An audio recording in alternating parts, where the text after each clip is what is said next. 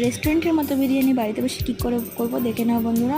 1 kilo mutton নিয়েছি, মাটনটা টক দই দিয়ে ম্যারিনেট করে নিয়েছি। আর বেরেস্তার জন্য পেঁয়াজ নিয়েছি, পেঁয়াজ বাটা, কাঁচা লঙ্কা বাটা, আদা বাটা, রসুন বাটা নিয়েছি।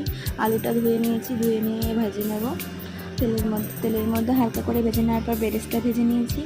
বেরেস্তা ভেজে নেওয়ার পর গোটা গরম মশলা, পেঁয়াজ কুচি, পেঁয়াজ, আদা বাটা, লঙ্কা বাটা সমস্ত মশলা দিয়ে মাংসটা কষিয়ে নিয়ে প্রেসার কুকারের মধ্যে একটু বাটার দিয়ে মাংসটা 5-6টা সিটি দিয়ে নেব। গোটা গরম মশলা, জায়ফল, জয়িত্রী সব কিছু জলের মধ্যে দিয়ে চালটা ভালো করে 70% সেদ্ধ করে নেব।